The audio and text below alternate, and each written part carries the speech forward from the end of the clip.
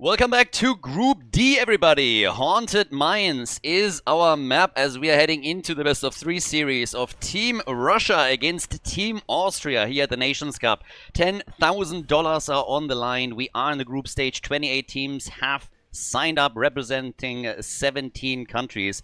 And we had already a lot of absolute highlights here. And it's only the first phase of the tournament, where by definition we have big skill gaps between the teams. This was an open sign-up, so anybody could sign up for their country. And well, while we're on the topic, I just want to shout this out real quickly. There will always be a couple of voices that are complaining or asking, hey, why exactly is Russia in the tournament? Fairly simple, guys. We have a lot of people, a lot of players on their side that have been in the Heroes of the Storm community for up to 10 years. Someone like Renella, for example, is also mega active on Wikipedia and is helping the community out there. And I am absolutely not willing to punish players like that and community members like that for something that government does. Now, there will be people out there that disagree with that decision, and that's fine. You can disagree all you want, but that's the decision that we made, and that's what we're doing here. And, well, that's basically it. And for people that come in and tell me, but hey, what did the Olympics... I don't give a flying what the Olympics do. I really don't. I don't care. So, with that being said, enjoy the series, enjoy the games, enjoy the action, but, well, this is something that you will have to handle. And by the way, they played in the last 10 tournaments, and none of you said a single word about it. So, just as a bit of a side note. If Vlad tries to sign up for it, I'm going to have words with him. Until then, we'll have them in the event. So, we go into game number 1. We got Haunted Mines over here. And right now, a big ban on Zarya, which I honestly don't really like. But it seems like Team Austria has apparently started to show a bit of an affinity for some Garrosh and Zarya plays. So, that's some nice scouting and... yeah, I mean, just a bit of detective work, checking a couple of drafts from the Russian team here. So they're banning out Zarya immediately. They're not really too worried about Garrosh himself, so they let him go through. And with that, we now have on the other side Urel taken. Ubi, obviously, an absolute, like, insane player. We had him in so many recent tournaments where he came in with Zeratul, for example, and just demolished teams. The question is just simply, can he actually play with this team some of those picks that he usually shows off, like Zeratul? Because keep in mind, you have a restriction on yourself. You are now in a situation where you have to actually play with people that are from the same country. And the important note here is they have to be citizens. So residents don't count. And I'm not quite sure if the rest of the team, you know, can fill that role on the side lane that Ubi would have to give up in order to play something like Zeratul. So there's that. But maybe in the tournament, we're going to see this. This is still the early rounds. The Russians lost, on the other hand. They lost actually to Poland, to the Polish team. And Austria, they won their series against Finland. So at this point, the Austrian team is actually ahead of them. Whereas this is obviously a chance for the blue team to try and at least draw even with them in points in the group. If you have missed the system, I'm usually showing after the draft and at the end of the video also the groups and the entire setup. But just to reiterate this real quickly again, we currently have 7 groups with 4 teams each. Each of those groups plays a round robin out. The first place of the group advances to the next round of the tournament. And the second place in the group still has a chance to qualify for the second phase as well in a last chance qualifier. So at a minimum, what you want out of your group performance is the second place. And that's what the teams are going to be fighting for here, to try to get into the number 1 spot, or at a minimum go for number 2. That's basically what's happening. We have an Anduin and Genji combo straight away on the red team. So the Austrians already trying to attack the backline here with a Light Bomb Swift Strike combo. And yeah, Renella coming in with Brightwing, and we get Muradin. Quick note also for people that are not quite sure yet, this is actually on the newest patch. So if you watch this on YouTube, for example, we are now on the new patch. We had actually quite a few picks already, and I guess Deathwing has change priorities a bit, but outside of that, I gotta say, not really too many things have changed on the meta side yet. There's a couple of adjustments that have been made on certain talent choices maybe, but if you expected an absolute insane shift in drafting, that wasn't really the case so far. We saw murky ones, but that was also in a situation where the team was highly favored, so take that with a bit of a grain of salt. I would expect that over the next couple of weeks, we're going to see more how this impacts things. Muradin, for example, again, he has now the new baseline with the mythic reward Blizzard renamed the pinnacle rewards into mythic rewards, but I have so far not seen anybody complete the 200 stacks that you would need in order to become, you know, this unbelievable killing machine over here. Hanzo and Sonia on Haunted Mines for Team Austria, and then we're getting Maiev for the Russian team. So with that, stage is set for game number 1. Ladies and gentlemen, let's go. First map in this series between Team Russia and Team Austria. It's always fun to see Haunted Mines. I actually like that we are getting the map a bit more often nowadays, especially here in the group stage. But for now, we got on the left side, Renella for the Russians on Brightwing with Morenas on Chromie.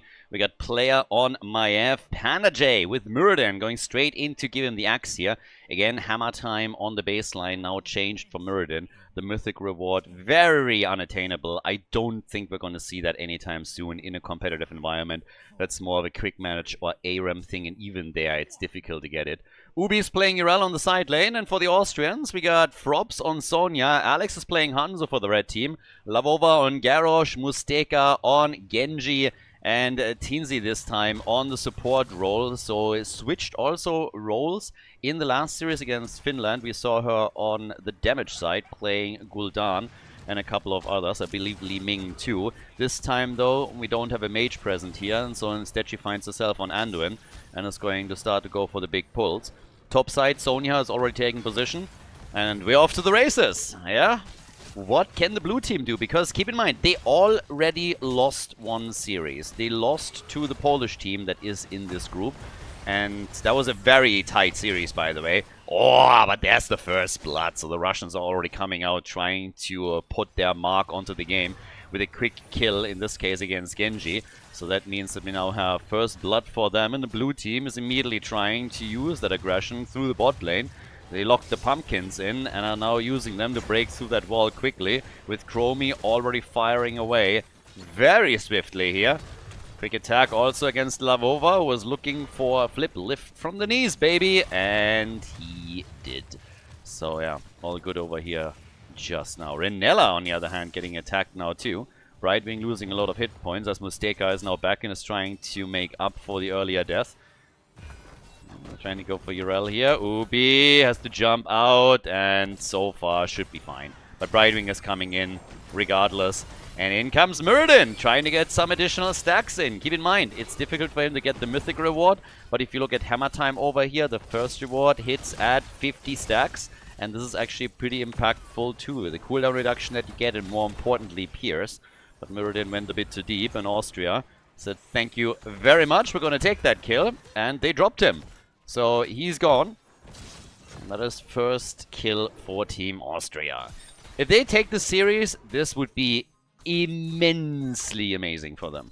Honestly, if they take the series here, this would more or less guarantee them at a minimum second place in the group. There are a couple of scenarios in which this would still be contested, in which you could tie with an opponent, so it's not 100%. But if they are able to take the Russians down, that would be such a massive step forward to them having at least a chance to move on to the next phase of the tournament that it's pretty big. So right now we're having the attack coming straight through the top lane once more as the blue team starts to make a move here. Frops is a bit low though and has to be careful too. Muradin is starting to come in, looking for some additional stacks, is now sitting at 13. Oh, and here comes Lavova with a big play on Garrosh, helping them to take down Brightwing. Genji gets away with 25 hit points. Sonia wasn't so lucky, and she went down. So they're trading kills again. 2 kills on each side. But thanks to Urel at the bottom of the map, there is a lead in experience now for the Russians. So they have, I don't want to say an entire level lead yet, but they're still looking pretty decent, and they're also the first ones to enter the mines now that the skeletons have spawned. So they're getting some first skulls for themselves, and that's actually a very, very nice lead for them, especially with Ubi locking another camp now in, so they're already at 48. No matter what happens down here, with Muradin claiming another skull camp, this is going to be a lead on the first golem for the blue team, no matter what's going on. Even if we're seeing Team Austria making the play for the big golem, then this is going to be quite clear. Musteka is already jumping out and is quickly rushing away here. And, well, at the same time, We're having also the attack towards good old Skull King over here. But this time it's the red team trying to come in and force that fight and try and make a play. Hanzo goes down. And that's a kill that Austria can't afford now unless they get a quick counter kill. And it doesn't look like they can. Maiev already moving out towards the top right wing, assisting her. The rest of the team is still fighting at the bottom of the map. By now we got 65 skulls for the blue team. They're trying for Genji, and he's protected, but for how long? Well, not long enough, so Genji is gone too. 4 kills to 2, and they are trying to go for number 3. A quick pull from Anduin as they're looking for Sonya, but she's not making it. Sonya goes down. That's the end of Anduin, and this means that we're now getting a pretty massive first objective for the blue team. So yeah, they're looking really good here. 6 kills to 2, level 7 talent advantage, which of course also played a role in the fight that we just saw at the bottom of the map. And now they have a massive golem that they can use at the top lane to start pressuring the fort. So they should be pretty happy with at least the initial stage of game number 1 in this best of 3 series here in Group D. But the pressure through the top with Morenas already softening things up with Chromie. So slowly and steadily starting to do their thing here. So, yeah, starting to push this a little bit more. Okay, so they're starting to go for the top. We're actually trying to flank in a little bit and see if they can maybe get something done here as well with a flank, but they weren't able to lock anybody in. They are able, on the other hand, as they're going for the straight-up attack through the top lane, to going straight for Sonya and starting to get the kill there. So, nicely done. That extends the leading experience to even a 2-level kill right now. And, of course, it's Garrosh that's in trouble next. He's sitting at the front here and gets also CC'd into oblivion and is kill number 8 for the blue team. That's a little bit tough for the Austrians. They are finding themselves in a very awkward spot right now, trying to defend, but they are losing more and more heroes. And the next problem, of course, is that in just a few seconds we will have heroic abilities for Team Russia. And with them hitting heroics, yeah, they can push this much, much further now. So this is going to hurt a lot. I mean, at this point, yeah, this is going to get brutal. Garrosh is back, and he instantly gets targeted again and dies. Absolutely insane. Sonya is gone. Heroic abilities in the hands of the blue team give them now such an advantage here that they are not being forced back at all. They're just looking for kill after kill. They're forcing Alex on Hanzo now back. The Shimada brothers are completely outpaced here. They have no chance, and this is the first keep of the game. 7 minutes into it. 7 minutes into the game. Garrosh dies again, kill number 11. The Russians are just going for kill after kill after kill. Hyper aggression for them right now. And I mean, they're doing what they're supposed to do. They push where there's mush, come in and start taking down more and more heroes. They're still careful that they're not losing anyone on their own side, because that would give a huge chunk of experience over to the red team. But as long as they're ahead, they're trying to use those advantages to get the keep, get those mercenary camps, get additional kills. And this is a pretty big one. It's also important. I mentioned earlier that they lost their first series. They lost to Poland, so they need to do something here. And right now, they're doing exactly what's needed. 12 kills to 2 for the Austrian team. The biggest problem in the defense on the top side push was obviously that they don't have level 10 abilities. So they're trying to make up for that by now soaking the experience on both lanes. Sonya's rotating top side. But as long as there are no heroics yet, Team Russia is just going to exploit that. They're diving onto the fort at the bottom of the map. They absolutely do not care if there's any defense being set up, especially since they're moving in with 5. But yeah, they're totally crushing it. Another fort destroyed, that's the second one. The undead are going to spawn again in the lower level in just a couple of seconds. Until then, there's still a few mercenary camps that can be claimed. Keep in mind that those watchtowers are actually losing control, or you lose control over watchtowers after, I believe, 45 seconds. So if you don't take them regularly, you will lose that vision and will lose a bit of map control. So you have to always reclaim them. It's one of the changes in the latest patch. But besides that, we are now seeing, closing in on level 10, The Austrian team starting to be a bit farther out on the map, but they gotta be careful. They don't have level 10 yet. Garrosh gets saved for just a moment by Anduin, but then the disc still connects, and now he's in trouble. And with trouble, I mean he's running very quickly out of hit points and suffers a gruesome death. And it seems like Hanzo might have the same problem here, as he's just barely able to jump away. Now, the one thing that we still have, though, is Genji. He's in the mines, and he is just getting skulls for the team. And I gotta say, he's been doing pretty alright so far.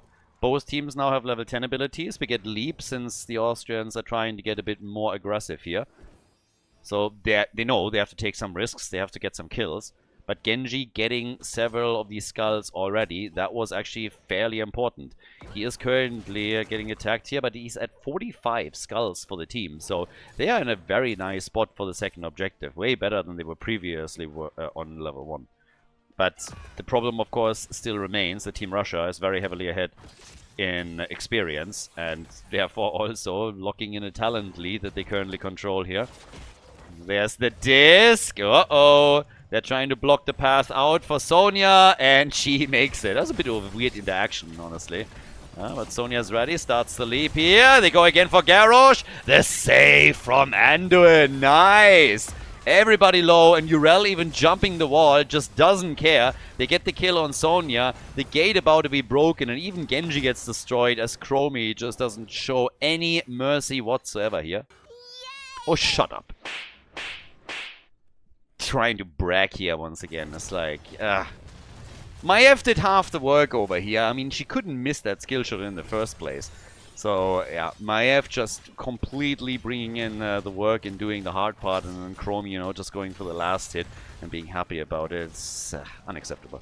3 level advantage now, and we got still the stronger golem for the blue team, so at a minimum they have now the chance to go for the next keep. And, well, quick reminder, this would be the last big structure on the side of Team Austria. They have nothing left. It's only the core and the keep at the bot lane. Looking at the overall damage right now, 28,000 for Hanzo.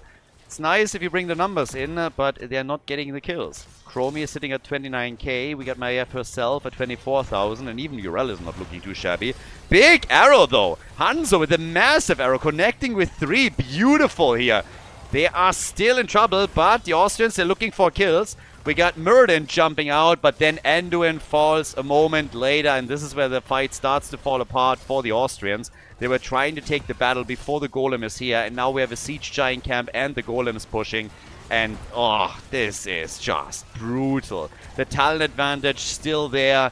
Down goes Garrosh, at least to get a kill on Murden too, but this still doesn't help them. The talent advantage still in play. No level 13 for Team Austria, and the keep at the bottom of the map is going to fall for sure. And now it's just a question of whether or not the blue team can make a play for the core itself. Hanzo is low and has to rush away here. Absolutely no chance for him so far. And with the golem still having this many HP, it's highly likely that the Russians are going to try and end it here.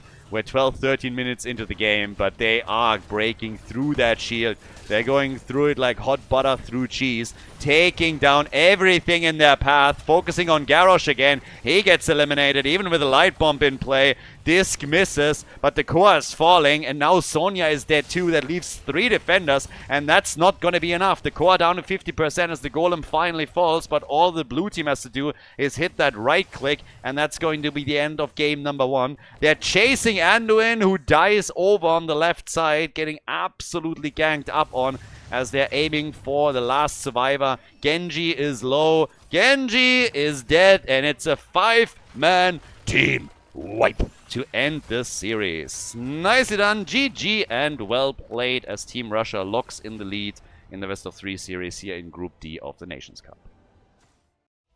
I hope all of you are enjoying the Nations Cup. We have an awesome event going on right now, and it's lots of fun. Please keep in mind though that events like the Nations Cup, like the Bounty Cup and Meta Madness, are only possible through private supporters, through Patreon supporters, and through partnerships that we have on the channel, campaigns that we're doing with them. And right now we actually have a campaign going on that will last for quite a bit of time, and you can right now support the channel for free by just investing a couple of minutes. It's really just taking a moment. All you gotta do is follow the instructions in the description of the video. Download Opera GX through the link that you can find in the video description, and then use the browser to watch a couple of YouTube videos, maybe watch the live stream, or just some general browsing. It's already supporting the channel immediately. Again, it's a very nice browser as well. It has an integrated VPN, which is of course super helpful. You have a lot of themes going on that are targeting gamers and lots of other features. Just experiment with it a little bit, use it in your daily for a bit, and that's all you got to do to support the stream. It's super easy, super fast, takes a minute or two, and you support not only the stream here, but also future tournaments that we're going to host. So I would really appreciate it if you could use a couple of minutes of your time to do exactly that. Thanks a lot for watching, guys, and enjoy the rest of the tournament. So, we're going to Infernal Shrines, apparently. Team Russia with a big victory on the first map, and now Team Austria needs to win 2 in a row if they want to turn this around, everybody.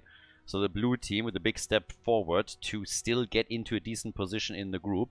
After they lost to Poland in the last series, they're now very eager to at least tie in points with the Austrian team. We have a draft rule, a draft restriction in the tournaments, which means that right now every single hero can only be picked once. So everybody that you just saw on the first map cannot be picked again. Doesn't really apply too much pressure to the teams yet. Once that we're heading into best of 5s later on in the tournament, if you're going to map 4, map 5, that might screw with your hero pool a little bit more. But generally speaking, right now it shouldn't really inconvenience the teams here too much. At least not the teams that have a shot of getting out of the group in the first place. Blaze as a first pick here on the side lane. Obviously still one of the best, if not the best side laner. So gets locked down here quite quickly. With Hogger banned and Junkrat also eliminated. Yeah, and Team Austria, they gotta do something here. Okay. What is the game plan? Sylvanas and Dehaka is what we're getting. Dehaka, by the way, fair warning, is going to this weird toy skin. Can we just agree that this toy skin is absolute ass? That is just like so bad. Like the toy skin is just like ugh. Bumblebee Dehaka still the best by far. So yeah, these toy skins, I don't know, they don't do anything for me whatsoever. I haven't seen the new Gul'dan skin yet, not in play, and this might be one chance. I'm not quite sure if they have it, but at least Gul'dan is locked in right now. So we'll see. Tyrael together with him, so you now have a chance for either Sanctification or you can go into Judgment. It depends a bit on what else they're going to pick. If they're trying to pick up individual targets on the other side, Judgment would be a great way to set that up. But on Infernal Shrine, Sanctification can of course give you a lot. So there's a shot that they're trying to use that to control the fight on the objective itself. Lose your band. And well, let's see what we're gonna get over here as the final ban. I want to see what the next damage, what the mage side is going to be like for Team Austria. I like the Sylvanas pick. Again, if they're winning the objective, they have a lot that they can do to push with a Punisher. But game number 1 was a huge setback for them. If that wasn't just a wake-up call where they said, okay guys, this was a warm-up, let's just ignore it and go from here on out, then they're going to be in trouble. They need to step it up a little bit because the blue team was just in full-on control. And they're coming in with a little bit of an X-factor here as they're starting to lock in Stitches and Malfurion. So clearly going for a bit of a kidnap combo. Technically, they could even try and go into Medivh. Not quite sure if this is something that they got in their repertoire. But, well, we have, for now, at least that hook, Gorge into a Malfurion root, and then some burst damage. Typically, you wouldn't necessarily expect Medivh at this point for them, but more so an additional damage dealer. And over on the left side, of course, we got now Rhaegar and we got Falstad. So more stacks coming in, very likely frequent flyer for the auto attack build for him. This is still what we would expect. It's just such a strong talent, it's crazy. It's honestly, like, that auto attack damage, especially against somebody like Stitch, is just nuts. And now you have Gust to operate too, so there's a lot.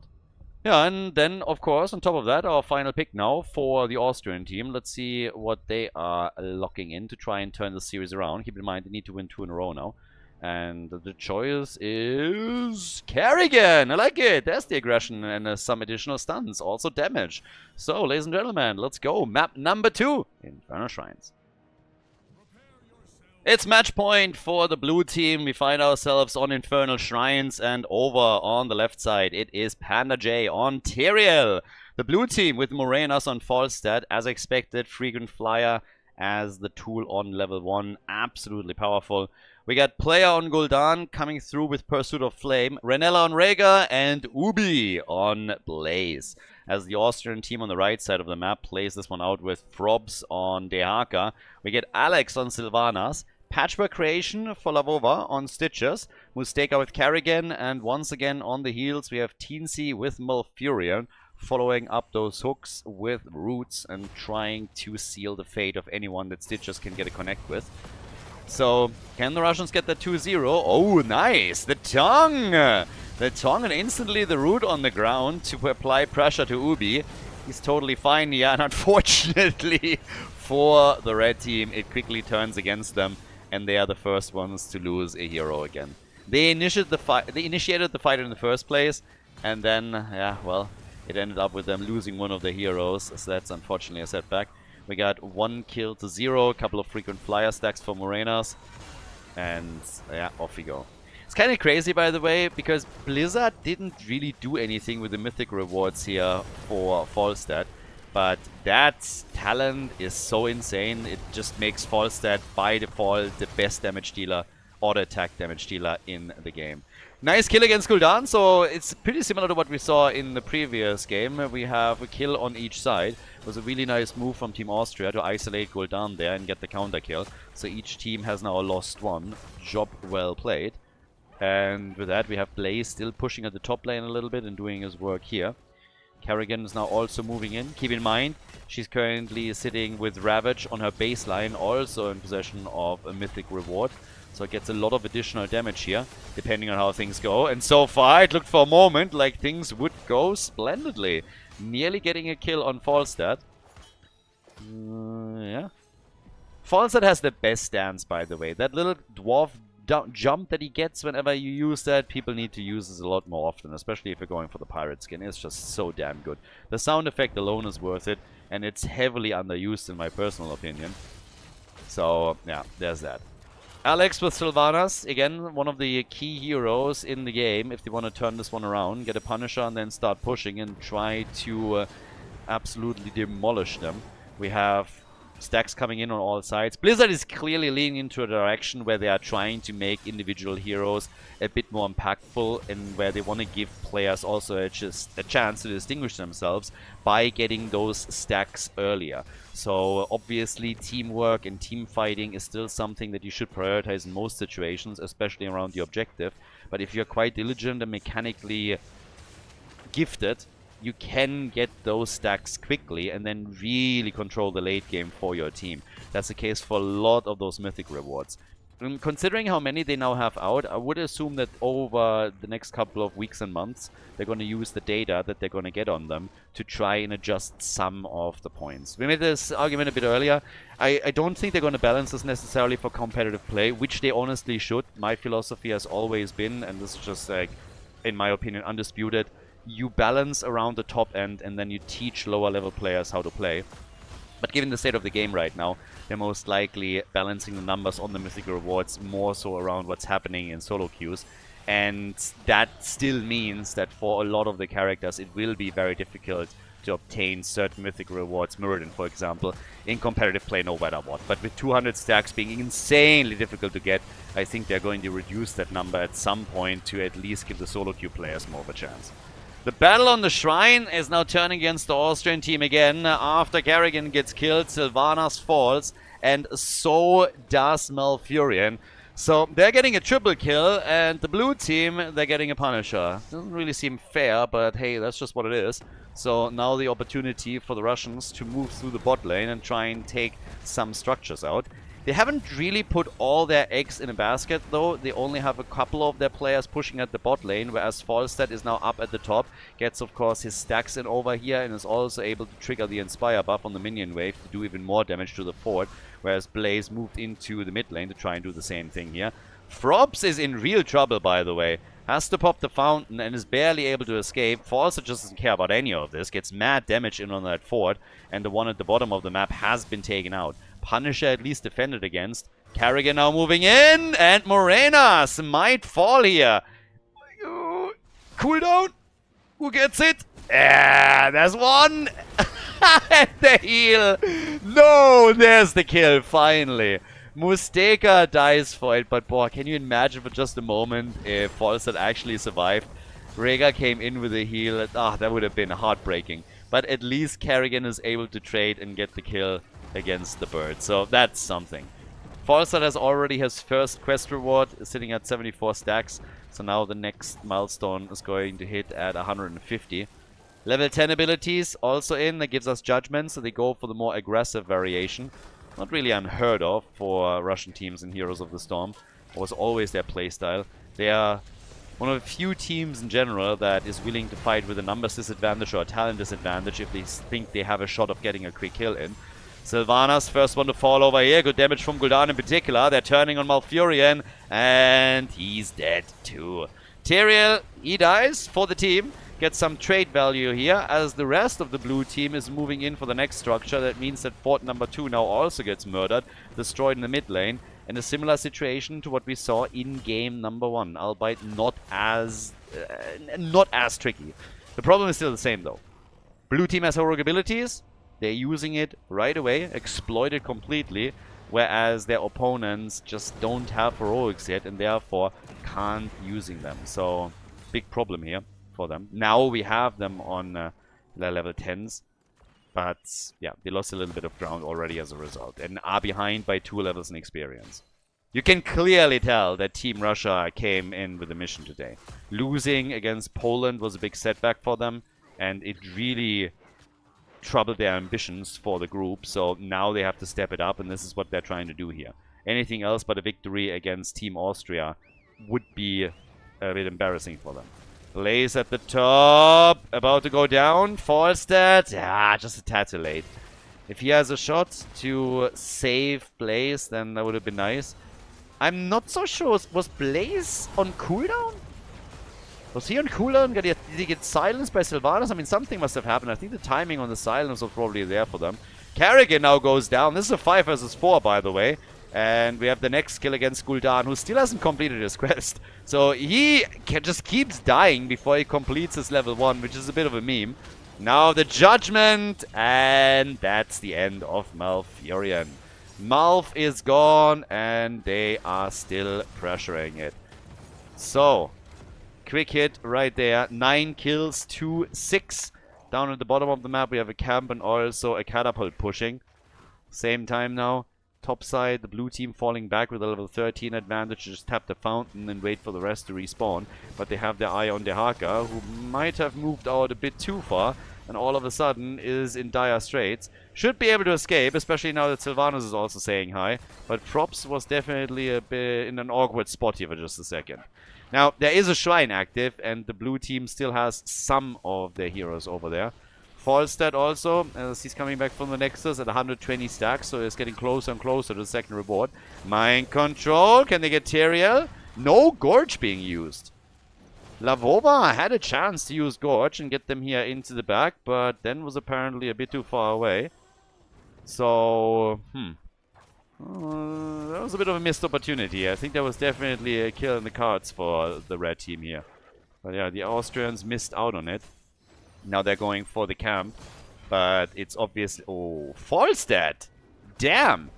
Falstad getting killed down here on the camp. Okay, Kerrigan gets the kill. Nicely done by Musteka.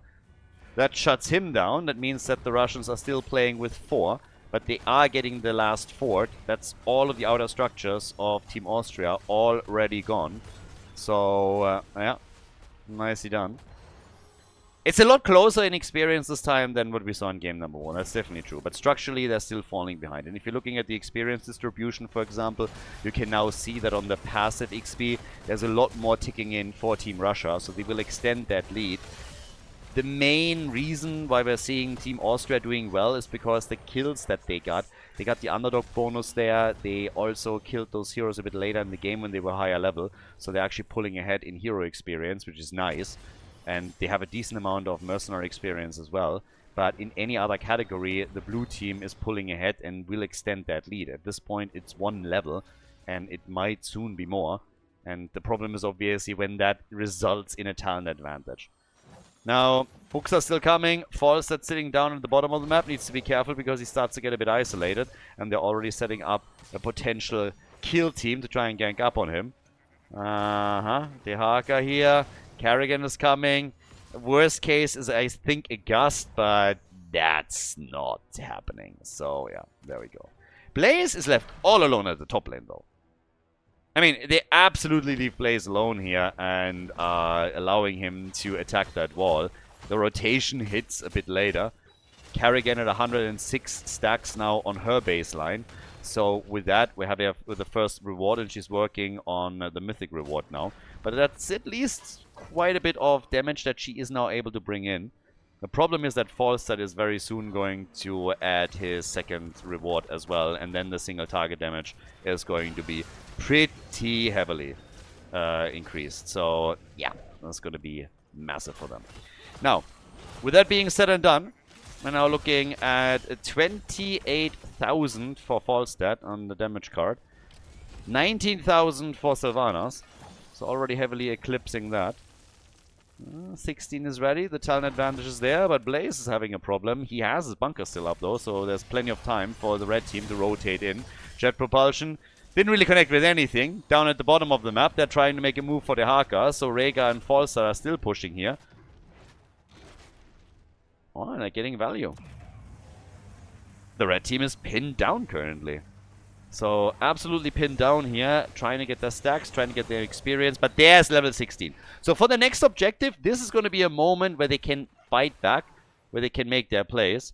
Morenas is still sitting at 148. Yeah, he wants the 150. Getting that additional 50 attack damage is absolutely gigantic. So, he wants that for the next shrine. It's not a problem, he locks it in right now, but he's been waiting for this for quite some time. And now it's, of course, Punisher time. Now, quick reminder, this is map number 2. So, at this point, we're having already the attack towards the next camp. Both of the teams are still claiming some. Shaman camp at the top left has been locked in, and the Austrians are going for this one. I don't think I've actually seen a proper hook gorge combo with some isolation plays yet. Lavova might try. They go for Falstad again. The bird! And that's a kill. Beautiful by Team Austria. Beautiful. Really well done. They get the kill. Kerrigan gets destroyed a moment later. Nice bunker from Blaze. And now the red team is on the run again. Frops trying to rush away here. The jet propulsion connects. And this is a nice turn by the blue team. Initially, the kill against Falstad was exactly what the Austrians needed. But now good moves again from the blue team, even after the hook that we just got a second ago. So they keep everybody alive. There's a camp pushing at the top lane. The objective, of course, now up, as Team Austria is still thinking about joining that fight. And honestly, they should. Problem is, once that Falstad is back up on the map, he will just fly in if needed, and they're going to have a numbers advantage again. But already we're seeing the Russian team on the shrine.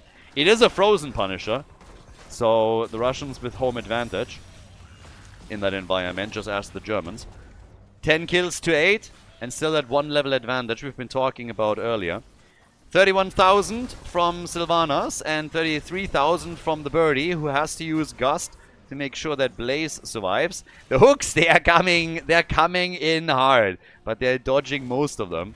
So the lead on the shrine with 25 stacks goes to the blue team, but Team Austria knows they gotta do something. But they lose Sylvanas, a beautiful engage, and they're just killing her instantly. No chance, absolutely no chance to keep her alive. Malfurion had to pop his ult now as well. Falstad is a bit low, but they're still attacking. Yeah, the Ultralisk came out. Kerrigan is gone, even with her using Chrysalis. 12 kills to 8, nearly level 20. And there is finally that Gorge that we want. But the problem is, of course, that this kill might be too little too late. They take down Gul'dan, who's, by the way, never going to complete his level 1 quest. It's a little bit embarrassing if you ask me, but that's just how the game went. He never completed the quest here. Every single time that he got close to finally hitting the threshold, he got killed again. So, yeah, poor Gul'dan. They are about to get level 20. They have the objective for the taking as well.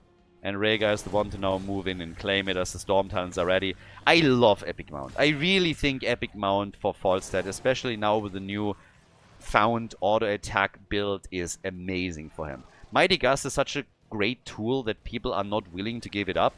But personally, I think that Epic Mount is just incredible. It gives you so much map control, and Falstad has so much flexibility.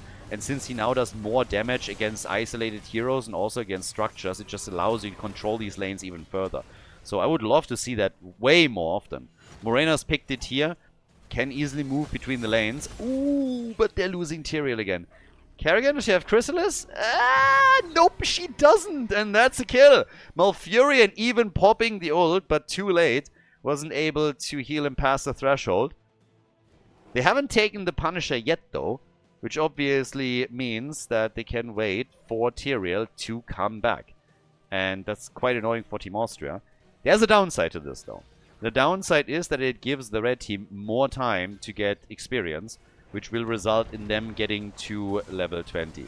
Lavova, that apparently trying to go for the bird, and Falstad easily flying out here. Value, baby! Telling you. Massive value from him. Can play around that cooldown quite nicely, and not for that, he would have to use his ult. But I love Epic Mount. It's so damn good. It's so incredible. Now, we got level 20 talents on both sides at this point. Hungry Stitches is in. We're getting the Dark Lady's Call, which is of course a fantastic tool. Low cooldown as well. Always nice and neat. And we're getting Serenity. Gust has been used. Blaze is still very much alone. Falstad flies in, applies pressure to the back line. Trying to go for the auto attack kill here. But the team in red, they can't. No way! Okay, there it is. Blaze is finally down.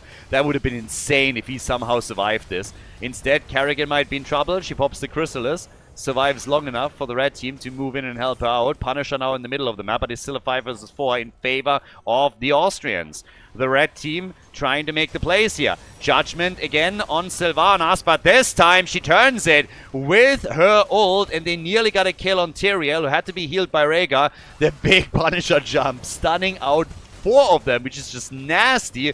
And that's Kerrigan gone, that's the Haka gone. Falstad flying in straight on top of Malfurion, forcing him back. Brutal. Yeah, the Russian team coming in swinging, taking down the keep in the middle, and now aiming, of course, for core and victory. They want to take this one out. Falstad sitting at 55,000 damage, and they're going easily for the W in game number 2. Team Russia with a 2-0 victory against Team Austria, drawing even with the red team in points in the group, and putting themselves into a much better position to potentially move out. Nicely done. GG.